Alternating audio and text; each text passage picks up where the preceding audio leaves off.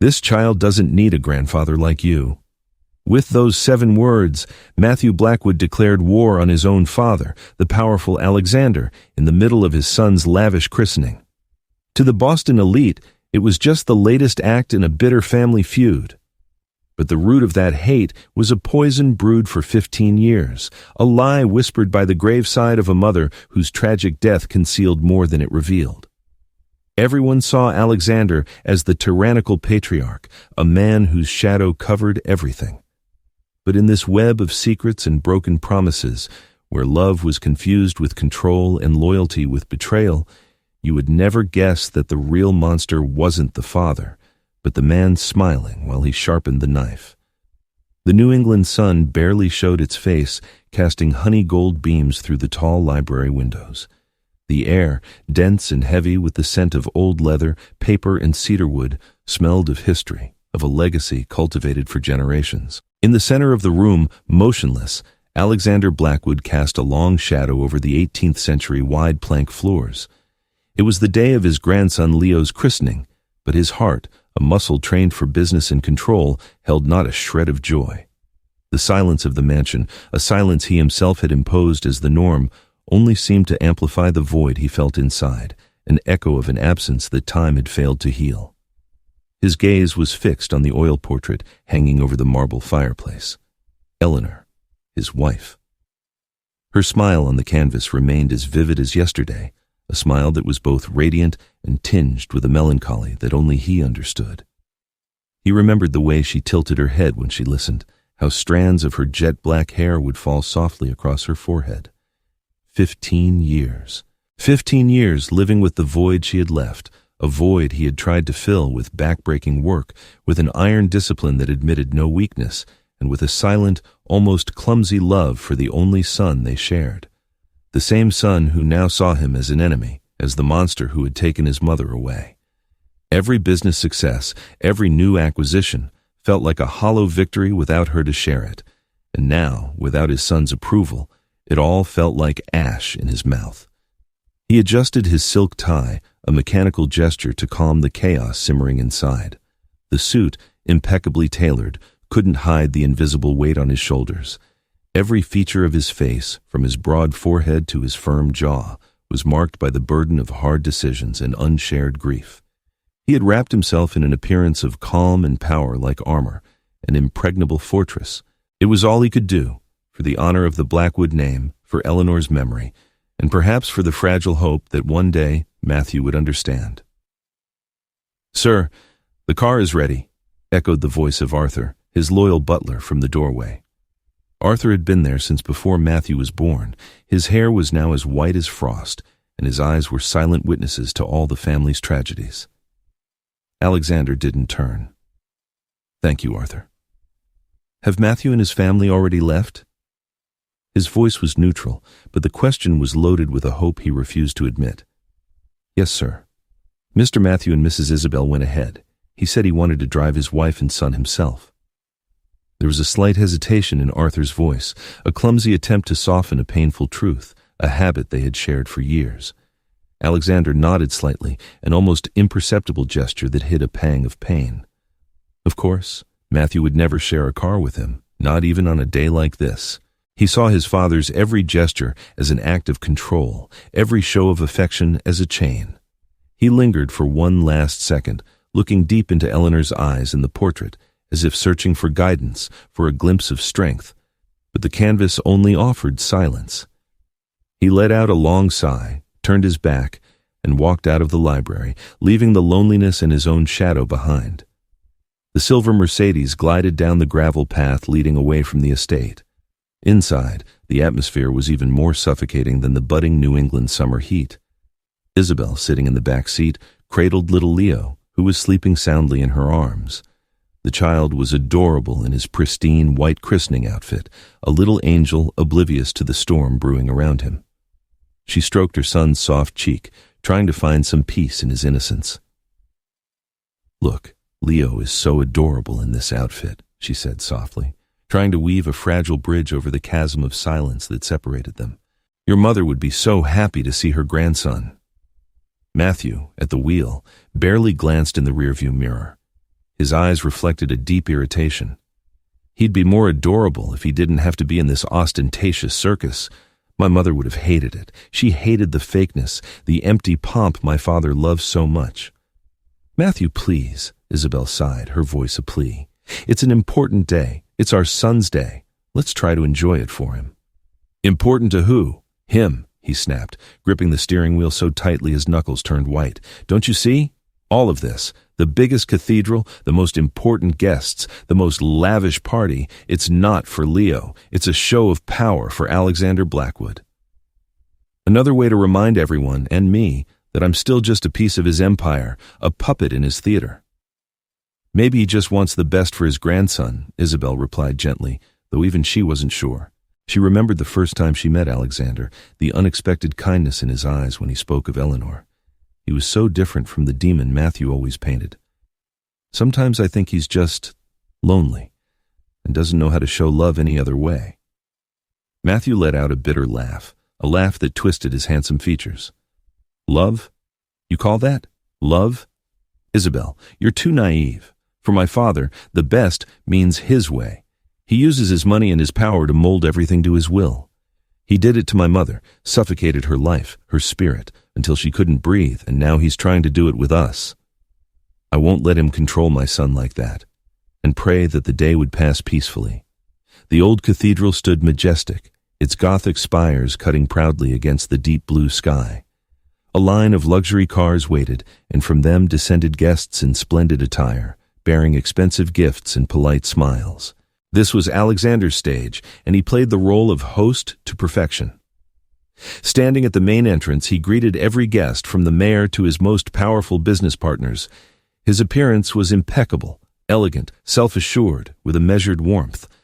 He exchanged a few pleasantries, accepted congratulations, and his smile never wavered.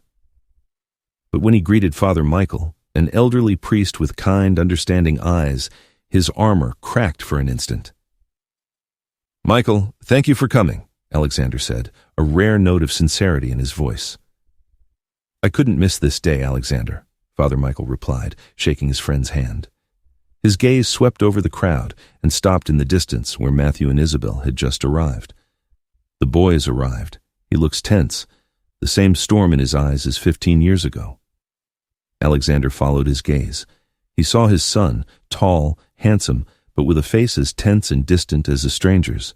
He saw his daughter-in-law, beautiful but with an anxious look, clinging to her husband's arm as if it were an anchor in a storm. And he saw his grandson, a small creature dragged into a war he didn't understand. He felt a pang in his heart, an old wound that had never healed. Father Michael gave him a gentle pat on the shoulder. "Patience, my friend. God has his own ways of healing all wounds, but sometimes we must open the door so he can enter." Alexander just nodded, but inside, skepticism gnawed at him. There are wounds, he thought, so deep they become a part of who you are. He looked at Matthew, who was deliberately avoiding his gaze, and knew the storm was about to break. The ceremony unfolded with solemnity, to the sound of the organ resonating throughout the cathedral. Light filtered through the stained glass windows, painting vibrant swaths of color on the stone floor. Leo didn't cry once when the holy water was poured over his head. He just opened his clear eyes, taking in everything around him with curiosity. A rare moment of peace. After the rite, tradition dictated that the child be brought to his grandparents for their blessing. Isabel, with a pleading look, passed Leo to Matthew. Her hand was shaking slightly. "Please, Matthew, just for today. For Leo," she whispered. Matthew took a deep breath. The air in the church seemed to grow thicker.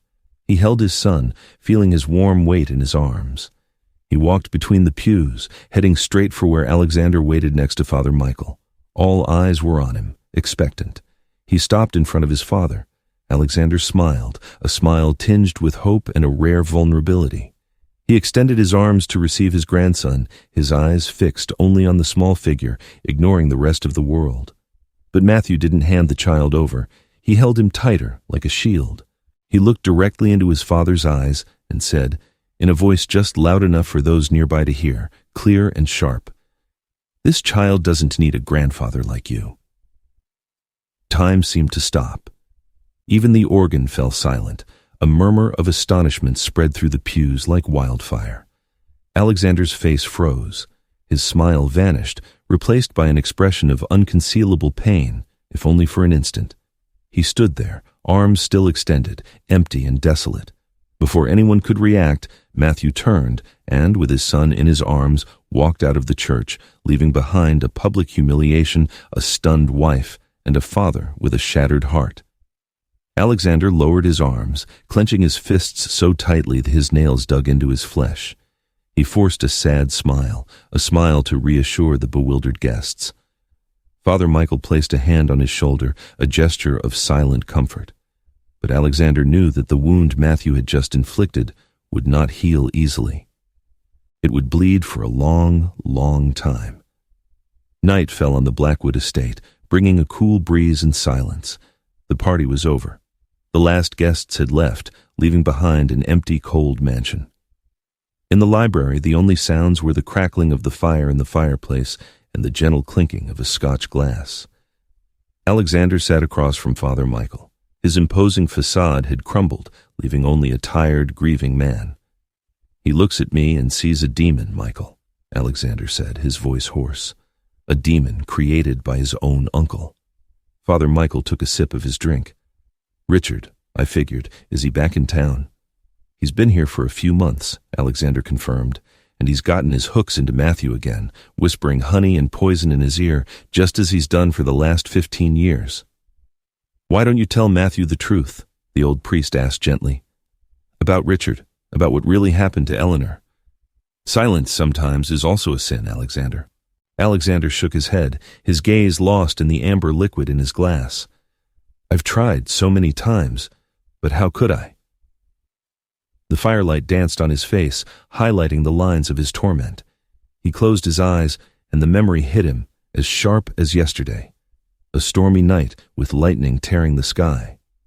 Outside, the wind howled, but the tension inside the library was even greater. A younger, harder Alexander confronted Eleanor. On the table between them, a pile of papers, Richard's gambling debts. "I can't keep doing this, Eleanor," Alexander said, his voice tight with anger. "It's the third time this year. He's a bottomless pit. I won't throw away another cent of this family's fortune to feed his addiction. It's over." Eleanor stood there, her beautiful face pale, her eyes filled with tears. She didn't defend her brother. "I know," she said quietly. "I know everything you're saying is true. He's weak. He's irresponsible. Then why are you pleading for him?" "Because he's my only brother, Alexander." She approached him, placing a hand on his strong arm. Her hand was cold and trembling. "When our parents died, I promised I'd always look after him. He doesn't have your strength or the Blackwood fortitude. He only has me." Tears began to roll down her cheeks. "I'm not asking for money. I'm just asking for patience. I'm asking you not to give up on him. Please, promise me that no matter what, you'll never abandon him, that you'll consider him family. For me." Alexander looked into the eyes of the woman he loved more than his own life. He saw desperation, love, and fear. His anger dissipated, leaving only love and helplessness. He hated Richard. He hated the weakness that made his wife suffer, but he couldn't deny her anything. He pulled her to him, holding her tight. "All right, Eleanor," he whispered into her hair. "I promise." Alexander opened his eyes. The image of Eleanor faded, leaving only the crackling fire. "That promise became my chains, Michael," he told the priest. "When I refused to bail out his company years later, I did the right thing from a business perspective. But deep down, I felt I'd failed her. Richard used that. He turned my silence, a silence born from a promise to a dead woman, into a weapon against me in my own son's eyes. He drained his glass. So there you have it, my friend. I'm trapped. Trapped between a promise to the dead and a son who lives to hate me. Matthew worships the memory of his mother's family. Richard is the only picture he has left of them. If I destroy that image, what am I taking from him? A beautiful, if false, memory? And would he even believe me? Or would he just be more convinced that I'm a monster trying to slander his loved ones?" He sighed, the helplessness deepening in his voice. "My silence has become my prison, Michael. And now it's poisoning my son, too." The November rain fell hard, lashing the bare trees and turning the cemetery into a muddy field. A grim funeral. Matthew, just 15, stood motionless by the freshly covered grave. He was a thin boy, lost in an oversized black suit, tears mixed with the rain, cutting tracks down his young, pale face. He wasn't looking at his father, who stood a few feet away, a solid but distant figure. Suddenly, an arm wrapped around his shoulders. Matthew looked up. Richard, his uncle. He looked sharp in an expensive wool overcoat, his black hair slicked back. But his eyes weren't sharp. They shined with a glint that Matthew would only understand years later. It was triumph, skillfully disguised as pain. "Be strong, kid," Richard whispered, his voice like honey. He pulled Matthew closer, shielding him under his umbrella. "Your mother was a wonderful woman, a sensitive soul, too sensitive for such a cruel world." He cast a fleeting glance toward Alexander, who remained still as a statue. "Your father is a good man," Richard continued, emphasizing the last two words with a twisted intent. "But he's too hard, too cold. He didn't understand what your mother needed. It was his indifference that consumed her. Never forget that, Matthew. Never forgive him." Those words, whispered amid the sound of rain and overwhelming grief, lodged themselves in Matthew's vulnerable soul. They became the seed of hatred, watered by his father's silence and cultivated by his uncle's lies for the next 15 years. Smooth jazz was playing. The golden light created a cozy atmosphere. Matthew, sitting in a secluded corner, stirred his cocktail. Richard sat across from him, as handsome as ever, with only a few more lines around his eyes. "Don't let what happened at the church eat at you," Richard said, his tone understanding. "You did what you had to do. You drew a line. You showed him you're not a kid he can manipulate anymore." "But Isabel is furious with me," Matthew muttered. "Women," Richard shrugged. "They don't understand the battles of men. But she'll soon see you were right. Your father will never let you outgrow him. His legacy is a shadow that eclipses your life. You have to build your own empire, Matthew. An empire so big, his shadow can't touch you." Richard leaned forward, his eyes shining with false enthusiasm. "And that resort project, the Green Summit, is the first stone, a brilliant idea. It will change the face of the entire region. It will make the name Matthew Blackwood even bigger than his father's." Richard's words were like a drug. They inflated his ego, soothed his fears, and turned his recklessness into a genius's vision. Matthew lifted his head. The doubt in his eyes was gone, replaced by a steely determination. New Dawn. The name said it all. Matthew's office was the antithesis of his father's mansion. No dark wood or old leather, just glass, steel, and exposed concrete. The white walls were covered with bold architectural plans and complex 3D models. Matthew stood before a group of potential investors. Passionate and convincing, he pointed to a large model in the center of the room. "Ladies and gentlemen, this isn't just a resort. It's a statement," he said, his voice ringing with confidence. "A fully self-sufficient eco-luxe resort that integrates with nature without sacrificing the most exclusive comforts. The Green Summit. It will put New England on the global map for sustainable tourism." The project was truly impressive, but also incredibly ambitious and costly. An older, skeptical investor, Mr. Davenport, spoke up. "A great idea, young Blackwood, but the risk is also enormous. And the financing? Does your father back this project?" The question was like a slap in the face. Matthew's confident smile vanished.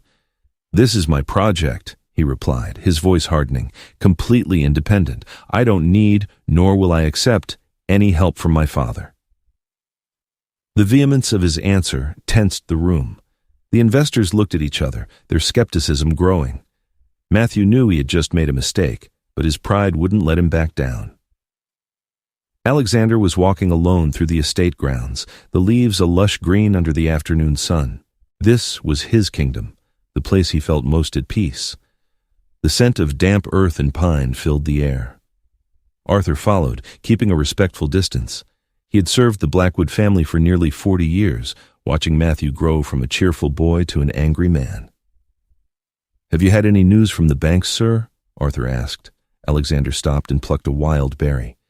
"Yes, a few have called me. They say Matthew came to see them. They admire his vision, but they won't lend him the money without my guarantee." "And you won't give it," Arthur said, more as a statement than a question. "No," Alexander replied firmly. If I did, it would only reinforce his belief that I'm trying to control him. He has to learn on his own. Failure is part of learning. But Mr. Matthew is so impulsive, sir, Arthur said with concern. He doesn't understand your sacrifices. The nights you spent awake saving this estate after the missus passed. He only sees the severity, not the love behind it. Alexander was silent. He popped the berry into his mouth. Its taste was sweet with a hint of bitterness, like his own life. Love, Arthur, sometimes must be shown in the hardest ways. His apartment was as modern and sleek as his office, but that night it felt small and oppressive. Dinner was on the table, but no one had touched it. I can't believe it. They reject me just because I don't have my father's shadow behind me. Matthew paced the living room, furious. It's just what I always say. The Blackwood name is both a privilege and a curse. Or maybe your project is just too risky, Matthew, Isabel said, tired. Banks can't bet millions of dollars on a dream. It's not a dream. It's the future. Then be more realistic. She stood up to face him. We're struggling. Our savings are dwindling. Why not accept your father's help just this once? Consider it a business loan. Matthew's face darkened. What? Are you on his side now?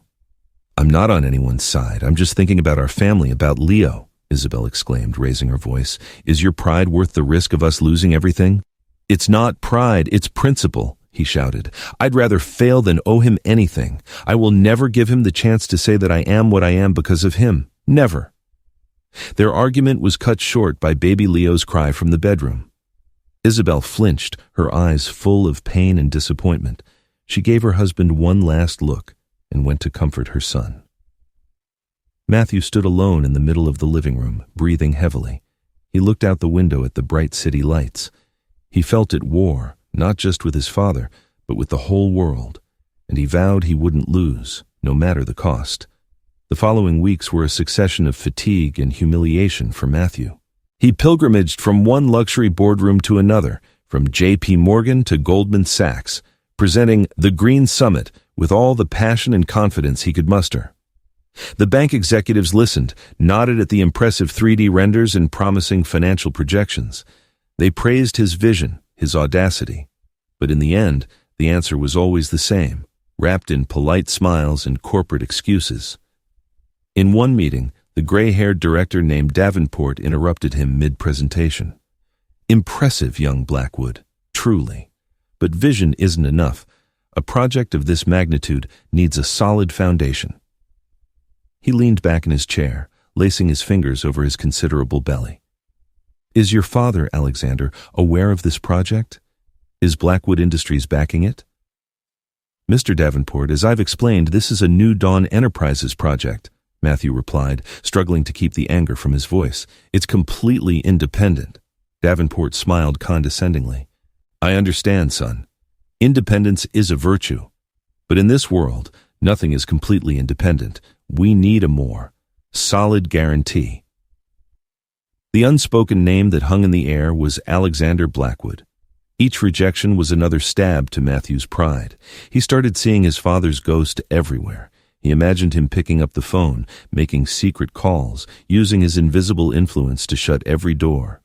His suspicion turned into a sick certainty. His father wasn't just not helping, he was actively sabotaging him. One night, at his usual bar, after the 5th rejection of the week, Matthew vented to Richard. He's after me, Uncle Richard. He doesn't want me to succeed. He wants to see me fail, crawl back to him, begging. Today, a potential contractor canceled our meeting last minute. Yesterday, a crucial email from the zoning office went straight to spam. I don't believe in coincidences. Richard listened with a sympathetic expression, swirling his drink. I'm afraid you're right, Matthew. Alexander is a respectable man, but he's also territorial. He's not used to a new dawn in the family. He paused as if weighing something. But there might be another way, one that doesn't require those old-fashioned banks who only look at the past. He told Matthew about a private investor, a Mr. Russo. He's a man of action, someone who sees potential, not pedigree. He's funded many risky projects and turned them into gold. The interest might be a bit higher, but that's the price of freedom, isn't it? The price of building something. Yours. Mr. Russo was a burly, slick man in a shiny suit and a big gold ring. He showed little interest in the detailed plans, only glancing at the profit numbers. He spoke of risks and opportunities with a smile that revealed a gold tooth. A gold tooth. He agreed to lend Matthew the enormous sum he needed. The terms were draconian, the interest rates usurious, and there were penalty clauses written in tiny print. But Matthew, desperate and eager to prove his worth, didn't see the traps.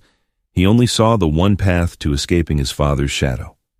While Matthew was diving into the gamble of his life, Isabel was facing a different kind of pressure. Her mother, Caroline, came to visit one afternoon. She was an astute woman from an old money family that had seen better days, obsessed with maintaining social status. She sat on the modern sofa in her daughter's apartment, a teacup in hand, her critical gaze sweeping the room. "This apartment is nice, dear," she began, "but it's a rental. Don't you think it's time for something more stable? A real house for Leo to grow up in, with his own yard?" "We're fine, Mom," Isabel replied, trying to stay calm. "Fine isn't enough," Caroline said, a sharp edge to her voice. "I've heard Matthew's project is in trouble. The banks are turning him down. People are talking, dear. My friends at the club say the young Blackwood is trying to fly too high on wax wings. It's just temporary. He'll find a way. Matthew is very talented." Caroline set down her cup and looked directly at her daughter. "Talent needs backing, Isabel. I know you love Matthew, but love doesn't pay the bills. I loved your father, a man full of passion and dreams. And how did we end up? We lost everything. You have to think about Leo's future. Look at your father-in-law, Alexander. He's a powerful man who can offer security and stability. He loves you and Leo very much. Why don't you convince Matthew to accept his father's help? Men's pride is a stupid and dangerous thing." Caroline's words were like pins pricking at the anxiety Isabel was trying to hide. She knew her mother was partly right. She longed for stability too. But she also loved Matthew's passion and ideals, the very things that had made her fall in love with him. She was torn between two worlds, feeling increasingly alone. That night, after her mother left, she stood in Leo's room, watching her son sleep. She wondered if her blind support was pushing her family toward an uncertain future. She opened the banking app on her phone. The balance in their savings account seemed to shrink every day. A cold fear began to settle in her heart. That afternoon, after her mother left, leaving a silence heavier than her words, Isabel felt suffocated. The modern apartment she had once loved suddenly felt like a stifling box. She needed air. She left Leo with the nanny. She grabbed her car keys and drove aimlessly. Her feet, unconsciously, took her down the familiar country road toward the Blackwood estate, but she didn't turn into the driveway. She drove to a nearby hill, one where you could see the entire mansion and the grounds stretching to infinity under the golden light of dusk. From a distance, the estate looked beautiful and serene. It was a fortress of stability, a symbol of power, and a legacy that endured. It was everything her mother said she and Leo needed: security, a guaranteed future. She could imagine the life there, afternoons in the rose garden, dinners in the formal dining room, Leo growing up without a single worry. An easy life, a protected life.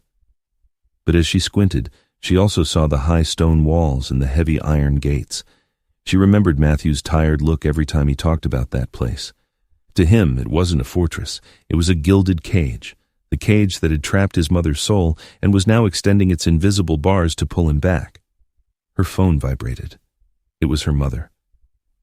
"Dear, where are you?" Caroline asked, her voice worried. "Just getting some air, Mom," Isabel replied, her eyes still on the mansion.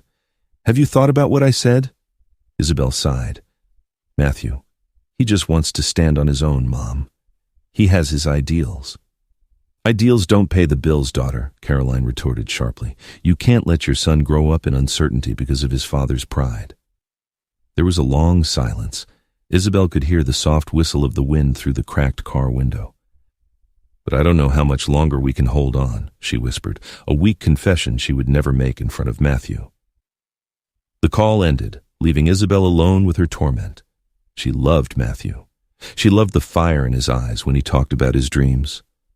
But was that fire now consuming their future? She looked at the mansion one last time. The final ray of sun stained the stone walls a deep blood-like red. Peace or freedom, security or love. She realized that no matter which path she chose, she would lose something. The contract signing took place at Mr. Russo's lawyer's office. James, Matthew's accountant, an older, cautious man, read and reread the contract, his face growing paler by the minute.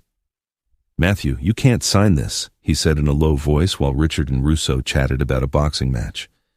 "These interest rates are theft, and these clauses, they allow them to call the entire loan with a simple notice if the project is delayed one day. But this is the worst part," he pointed to a line in fine print, "the personal guarantee. If the company fails, they have the right to seize all your personal assets, the house, the car, everything. This isn't just a business risk, it's a death sentence for your future." Matthew looked at James, then at Richard, who was nodding at him encouragingly. He remembered the smirks of the bank directors, their sympathetic looks, his mother-in-law's words. He felt like the whole world wanted him to fail. "I know what I'm doing, James," Matthew replied coolly. A coldness born of fear and stubbornness. Sometimes, to build something great, you have to take big risks. He took the gold fountain pen Russo offered him.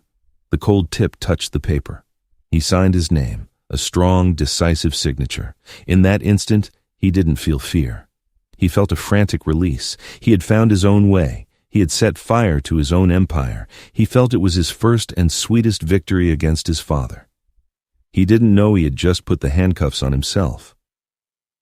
Alexander was reviewing the estate's books when Arthur entered to announce that Mr. Johnson, a director at J.P. Morgan and an old friend, was on the phone. "Alexander, I'm not calling you as a banker," Johnson said as soon as Alexander answered, his voice heavy with seriousness. "I'm calling as a friend. Your son Matthew just took a massive loan from a guy named Russo." Alexander's face hardened. "I don't know the man." "Better that you don't," Johnson retorted. "He's a vulture. He specializes in hunting young, ambitious, but inexperienced businessmen. Last year, he bankrupted the Ortega textile family and took their entire factory for a fraction of its value. He lends them money on impossible terms and then waits for them to trip so he can tear them to pieces. I've seen him ruin more than one family. You have to do something, Alexander. He'll have no mercy on Matthew." Alexander thanked his friend and hung up. He stood motionless for several minutes, anger and fear warring within him. Anger at Matthew for his stupidity and stubbornness, fear for his future and that of his daughter-in-law and grandson. He stood up and walked to Eleanor's portrait. "Look what he's done," he whispered. "He has my pride, but not your wisdom." He knew he had to act, even if that action might push his son even further away. The next morning, Alexander summoned his personal lawyer, a sharp man named David. Arthur was also present, standing silently in a corner. "I want you to buy the entirety of my son's company's debt from this Mr. Russo," Alexander said flatly. "Do it through an offshore shell company. I don't want Matthew to find out, whatever it costs." David, surprised, adjusted his glasses. "Sir, that's a terrible investment. Based on the preliminary information I have, young Matthew's project has a high probability of failure. We'll almost certainly lose all that money, not to mention the legal risks of dealing with someone like Russo." "I'm not making an investment, I'm cleaning up a mess," Alexander replied, his voice icy. "I don't pay you to judge my decisions, David. I pay you to execute them." Arthur stepped forward, worried. "Sir, are you sure? If Mr. Matthew finds out, he'll never forgive you. He'll think you're trying to absorb him, turn him into your debtor." Alexander looked at his loyal butler, and a flicker of exhaustion crossed his eyes. "Then let him think it, Arthur. I'd rather the devil he knows be his father than have a stranger come to devour his bones. I will not stand by while my son is ruined." Days later, Alexander invited Isabel to the estate. He didn't receive her in the formal library, but in the rose garden, Eleanor's favorite place. Hundreds of roses were in full bloom, perfuming the air. "Eleanor tended this garden with her own hands," Alexander began, his voice softening as he spoke of his wife. "She used to say that every rose is like a person. It needs patience and the right care to flourish." He didn't criticize Matthew. Instead, he told Isabel a story about himself. "When I was young, I was impulsive like Matthew. I once bet almost the entire family fortune on a deal I thought was brilliant, a construction project in Dubai. I ignored my father's advice, thinking he was too old to understand the new times. And I lost. I lost almost everything. My father was furious, but he didn't abandon me. He taught me that failure isn't the end. It's a lesson, a very expensive one. Isabel listened, feeling for the first time a real connection with the father-in-law she had always feared. She saw the reflection of Matthew in his story. I know Matthew is in trouble, Alexander continued, and I know he'll never accept my help. His pride is too great, but I can't let my grandson suffer. He handed her a folder. This isn't for Matthew, it's for my grandson, Leo. I've created a trust fund for him, enough to guarantee him a secure future, no matter what happens. You are the trustee. Use it if you must. Isabel took the folder, her eyes full of tears. She was moved by his thoughtfulness, but also felt the weight of a secret. Father, I'm not sure. Think of it as a life raft, Isabel, Alexander interrupted. You may never need it, but I'll rest easier knowing it's there. She had become an accomplice in her father-in-law's silent plan, a plan her husband would undoubtedly see as a betrayal. That night, she hid the folder in the back of her closet, feeling as if she were hiding a time bomb. Several months passed. The Green Summit construction site rose from the arid hills, but instead of frenetic activity, there was an air of stagnation. Problems were popping up everywhere. A crucial building permit was suddenly revoked for a vague administrative error. One of the largest material suppliers canceled their contract at the last minute, citing a ridiculous excuse. The weather didn't help either. Unseasonal rains turned the site into a mud pit. In a quiet cafe, Richard spoke on the phone in a low voice, a hand in his jacket pocket. Yes, delay it another week. Say it's logistics. The more we make him think my dear brother-in-law is behind it, the better. He was pulling the strings, creating small but constant obstacles, enough to make Matthew believe an invisible hand was sabotaging him, Alexander's hand. The pressure transformed Matthew. He lost weight. Dark circles marked his lack of sleep. He became irritable and tyrannical. He yelled at the engineers. He fired workers for a minimal mistakes. The New Dawn office, once buzzing with enthusiasm, was now thick with an atmosphere of fear. He was pushing everyone away. It was their wedding anniversary. Matthew had forgotten completely. He left early in the morning, and there wasn't a single call or text. Isabel had prepared a romantic dinner with the filet mignon he loved, but the food had grown cold on the table. To cheer herself up, to feel beautiful, she opened her jewelry box. She saw the emerald necklace, a wedding gift from Alexander. It was an heirloom from Eleanor's family. She hadn't worn it in years, afraid of angering Matthew. But tonight, she needed a little strength. She put on the necklace, feeling the cold stones against her skin. Matthew came home at midnight, smelling of whiskey and tobacco. He saw Isabel sitting in the dim light, and his gaze immediately locked on the brilliant necklace around her neck. His face transformed. "What is this?" he roared. "I just wanted to wear it," Isabel stammered. "Today is our anniversary, Matthew."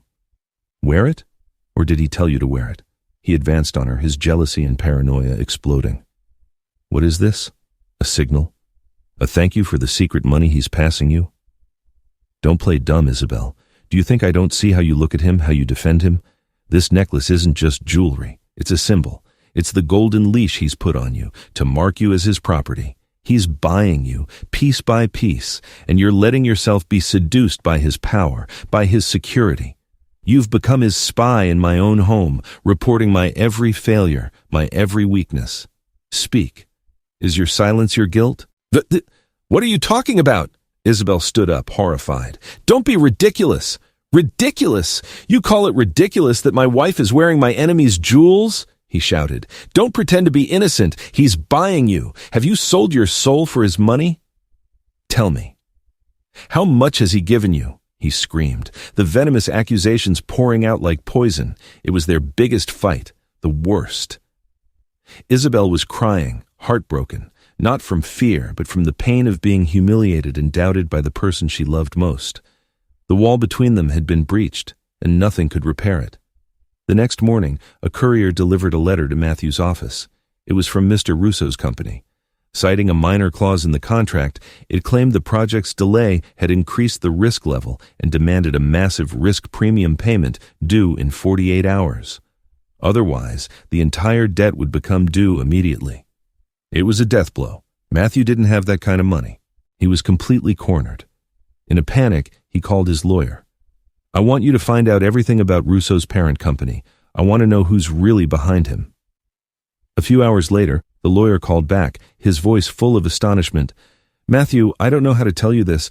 The company that holds your debt is an investment fund based in Panama, and that fund is a wholly owned subsidiary of Blackwood Industries." Matthew sat alone in his desolate office. Outside, a storm had just broken, and the rain lashed against the windows as if trying to break them. On his desk, the debt notices and the lawyer's report lay scattered. He stared at the name, Blackwood Industries. He didn't scream. He didn't break anything. He simply began to laugh. A chilling, maniacal laugh that echoed in the empty room. All the pieces clicked into place in his sick mind. The bank rejections, the permit problems, the supplier pulling out, the necklace on Isabel's neck. And now, the debt. They weren't coincidences. It was all part of a grand plan, a cruel chess game orchestrated by his own father. His father had lent him the money just to have the right to strangle him. He had turned his dream into the weapon to destroy him. A pure, dark fury seized him, drowning all reason. He shot up, kicking his chair over. He grabbed his car keys from the table, his face a mask of hatred and destruction. He ran out of the office into the storm, heading for the Blackwood estate. He was going to confront the demon, once and for all. The silver Mercedes tore through the night and the storm. Rain hammered the windshield like pebbles. The wipers worked at maximum speed, but couldn't keep up with the sky's fury. Inside, another, more violent storm raged in Matthew's mind. He drove like a madman, foot heavy on the accelerator on the slick highway. Streetlights blurred on the wet asphalt, mixing with fleeting broken images in his head. His mother's sad smile in her last photo. A smile Richard had told him was that of a soul that had given up. Richard's poisonous whisper at the funeral, words that had become the gospel of his hatred for 15 years. The condescending face of the bank director. Isabel's horrified, wounded look when he yelled at her, eyes that now haunted him, a crack in the wall of his anger, and above it all, the image of his father, a phantom of power and coldness, always present, pulling the strings from the shadows. He saw his father's hand in every failure, every rejection, every humiliation. He had orchestrated it all, a tyrant's perfect masterpiece, turning his son into a pathetic puppet to prove his absolute power. The hatred inside him was no longer a latent fire. It was a wildfire, consuming all reason, all love, all good memories. He no longer felt pain, only a scorching void, a need to destroy everything, starting with the man who had created him. The car skidded as it turned onto the familiar gravel path leading to the Blackwood estate. The giant iron gates seemed to open to devour him. He didn't stop in the front courtyard. He drove straight onto the lawn, stopping just feet from the main door. The wheels tore up the manicured grass, a first deliberate act of vandalism. He jumped out of the car, not bothering to close the door. The rain soaked him instantly, his expensive suit drenched in seconds. He didn't feel the cold. He only felt the burning rage consuming him. He ran up the marble steps and pounded on the enormous oak door. He didn't wait for Arthur to open it. He twisted the knob. Thankfully, it was unlocked, and burst in like a hurricane. The grand foyer was dark and silent, lit only by the dim light of the crystal chandelier and the flashes of lightning. Arthur ran out from an inner room, still in his dressing gown. "Mr. Matthew, what are you doing? My God, you're soaked." Dope. Matthew ignored him, shoving the loyal butler aside. He went straight to the library, where he knew he'd find his father. He threw the door wide open. Alexander was standing by the fireplace, his back to the door, a glass in his hand. He turned at the noise. His expression wasn't one of surprise, only of a deep sadness, as if he'd been expecting this moment for a long time. "I knew you'd come," he said, his voice low and tired. "So you knew?" Matthew laughed, a wild cackle, as water from his hair and clothes dripped onto the priceless Persian rug. He threw a soaked folder onto the polished wooden table. "Knew your perfect plan had worked? Celebrating your victory with a drink, huh?" He circled the room like a caged beast, his frantic gaze scanning the bookshelves, the antiques, the symbols of power he hated so much. You did it well, Father. A masterpiece. First, you used your influence to make sure no bank would lend me money. Then you sent your lapdog Richard to lead me into Rousseau's trap. You let me sign my own death warrant, and then you bought the debt, becoming my secret owner. He stopped, pointing at Alexander. You controlled everything, sabotaged the site, bought my own wife with expensive gifts. You turned me into the laughingstock of everyone, an incompetent son living off his father's charity. He stopped, panting, not just from the physical exertion, but from the sheer virulence of his own poison. His eyes searched his father's, hoping to see a crack, a glimmer of guilt or anger, anything to validate his pain. And you know what the worst part is? He continued, lowering his voice to a dangerous hiss. You enjoyed it. Every slammed door from the banks, every canceled call, every sleepless night I've spent. You've been here, on your throne, savoring every second of my fall. You stole my son's future just to satisfy your monstrous ego. You did it because you can't stand to see a shadow that isn't your own. Admit it. Say that nothing I've built means anything unless it has your stamp, your control, your damned name on it.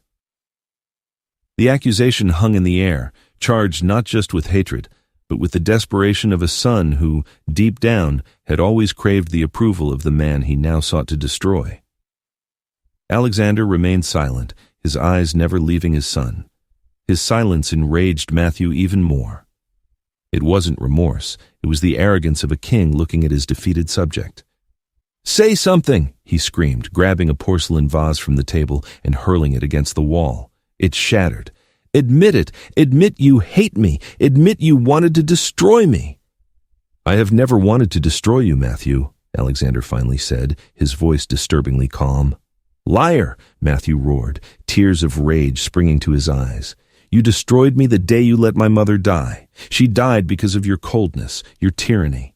She wasted away in the gilded cage you created. You killed my mother. Your indifference killed her."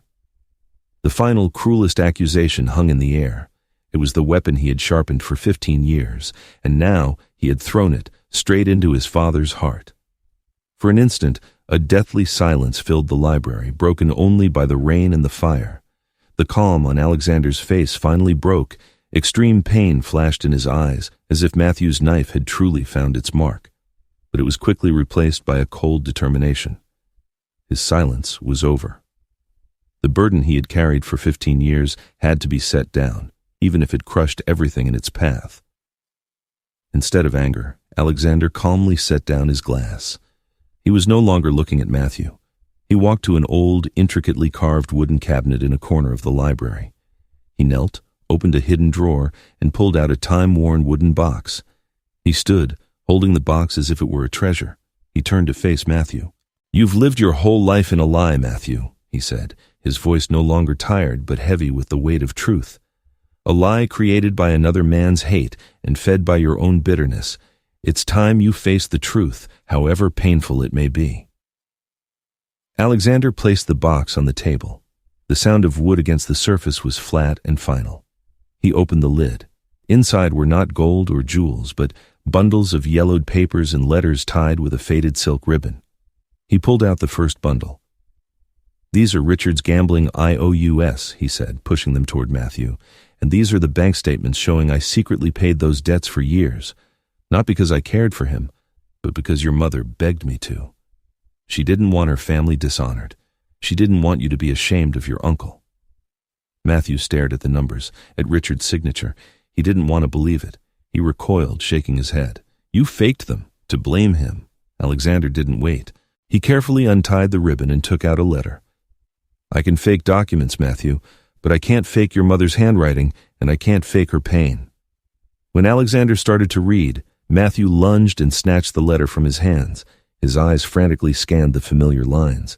It was his mother's handwriting, but the content, it couldn't be true. "Fakes! It's all fake!" he yelled, crumpling the letter in his hand. "My mother would never write these words. She loved her brother. You forced her to write it, or you hired someone to forge it. You'd do anything to destroy the one person who was on my side." His denial was fierce, almost feral. It was the reaction of a cornered man clinging to the reality he had built for 15 years. The silence that followed these words was more thunderous than the storm. For Matthew, it was as if the library floor had vanished, leaving him to fall into a dark, endless abyss. Every word from the police report, every sentence read from his mother's letters was a hammer blow, demolishing the foundations of his life. The castle of hate he had built brick by brick for 15 years was collapsing on top of him. He saw his Uncle Richard's face, not as a savior, but as a grinning puppeteer who had pulled the strings of his grief. He saw his own rage, his bitterness, his rebellion, not as acts of justice, but as the blind dance of a puppet. The air was being sucked from his lungs, his heart hammering in his chest. He was trapped between a reality that was dissolving and a truth too monstrous to absorb all at once. That accusation, that he had manipulated the memory of the woman he loved, finally shattered Alexander's armor of calm. For the first time that night, his fury was unleashed. "Enough!" he roared, his voice thundering in the library, drowning out even the storm. He strode forward, confronting his son, his eyes blazing. "Do not insult your mother's memory." "Again, Matthew.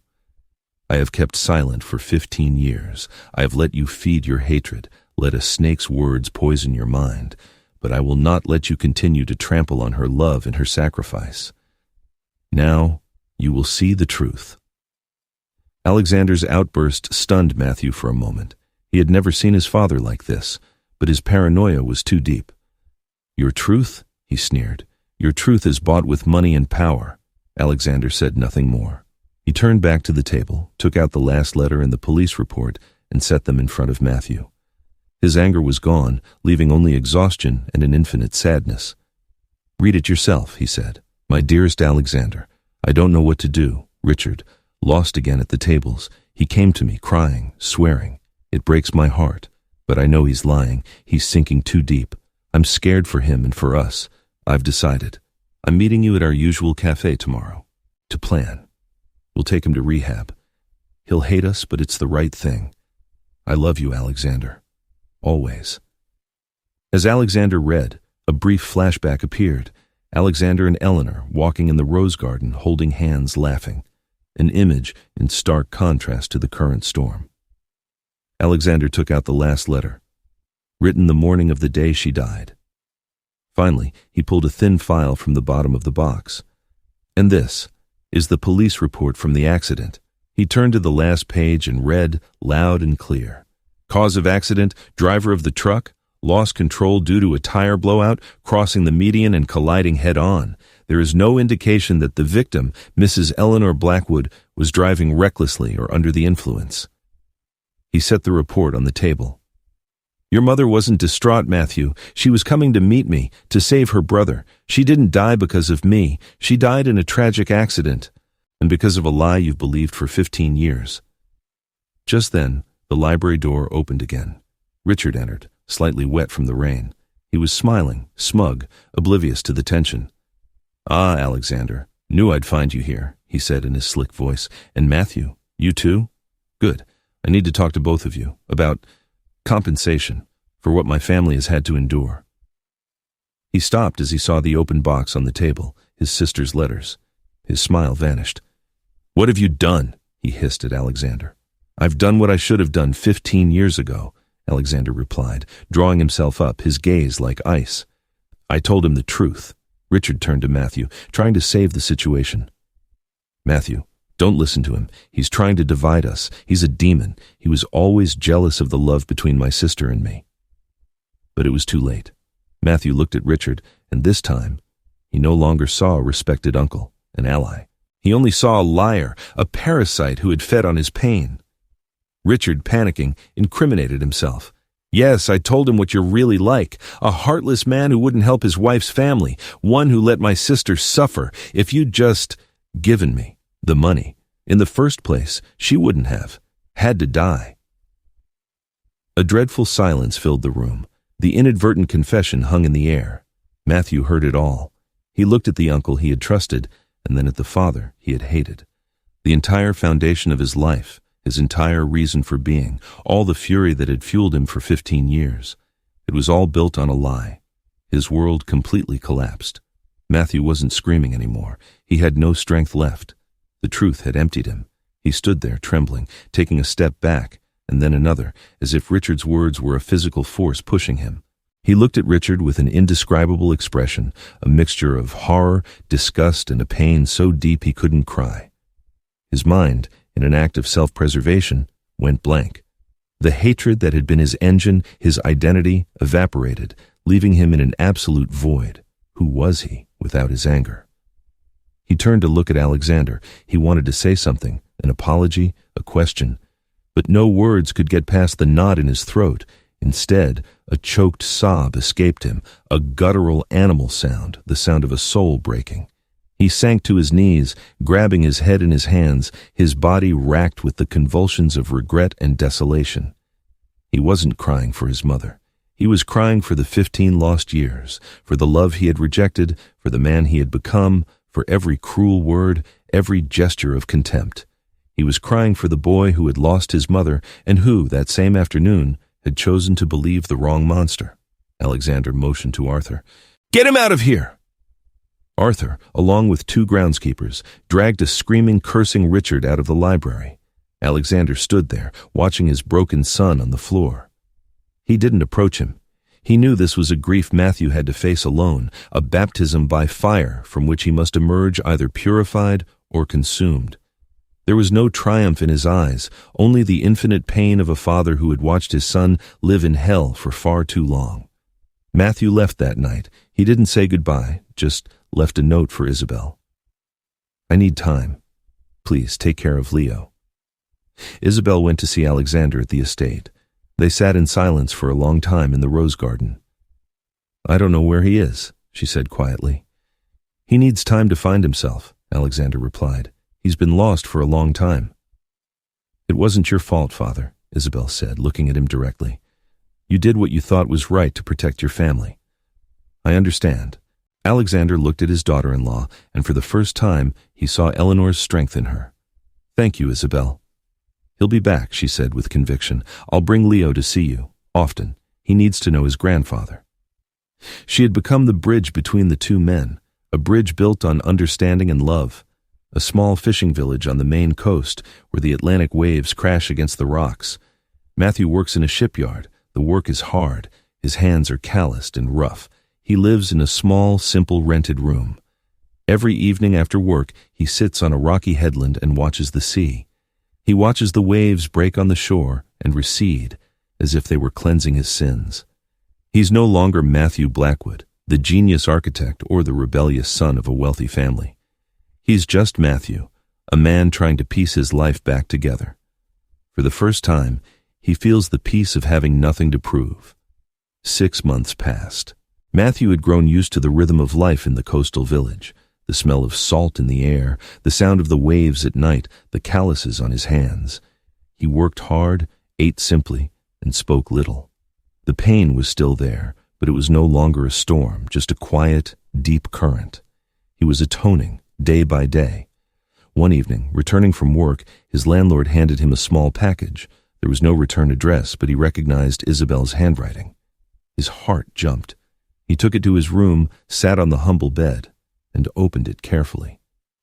Inside, there wasn't a long letter of reproach or pleading, just a few recent photos. In the first, little Leo was taking his first steps on the lawn of the Blackwood estate. He was wearing a blue sweater, his chubby face set in determination, arms outstretched for balance. In the background, you could just see Alexander sitting on a bench, watching his grandson. In the second, Leo was laughing in the bathtub, his hair full of soap bubbles, an innocent, pure smile, free from the tragedies of adults. In the last, Isabel held Leo in her arms, both of them looking directly at the camera. In Isabel's eyes, there was no reproach, only a distant sadness and a silent question. Next to the photos, a small piece of paper with 4 words in Isabel's hand. "Your son misses you." Matthew sat motionless. He ran his rough fingers over his son's face in the photo, as if afraid of hurting him. He had tried to bury his past, to become someone else, a man with no family, no legacy. But these photos were irrefutable proof. He wasn't just running from a lie, he was also running from a truth, the truth that he was a father. A hot tear fell on the photo, then another. For the first time in months, Matthew cried, not from anger or regret, but from love and loss. That fragile but strong bond had just been reestablished, planting an idea in his heart, the idea that he couldn't run forever. Almost a year had passed. A small, cozy party was being held in the rose garden of the Blackwood estate. Only Alexander, Isabel, Father Michael, Arthur, and a few close friends were there. Suddenly, a figure appeared at the entrance to the garden. Matthew. He looked thinner and weathered, his skin tanned by the sun and wind. But his gaze was calm and clear. The storm inside him had passed. Isabel ran to hug him. Alexander stood still, his heart pounding. Matthew approached his father. The air was a bit awkward. He looked at his father and then at his son, who was toddling across the grass. Matthew handed Alexander an awkwardly wrapped gift. Alexander opened it. It was a wooden photo frame, handmade, with a picture of Leo smiling brightly. "I made it myself," Matthew said quietly. "It's beautiful," Alexander replied, his voice thick with emotion. "I'm sorry, Dad." It was the first time in 15 years he had called him Dad with sincerity. A single word, but it held all the regret, forgiveness, and repressed love. Alexander said nothing. He just put a hand on his son's shoulder and squeezed. Words were no longer necessary. Alexander is sitting alone in the library. The room no longer feels cold. He places the photo frame of Leo on the table, right next to Eleanor's portrait. He looks at the two images, a past full of love and a future full of hope. He smiles, serene. The shadow of the lie had finally been dispelled by the light of truth. If this story captivated you, like the video, subscribe to the channel, and share your thoughts in the comments. To listen to the next story, click the box on the left of the screen. Thanks for watching.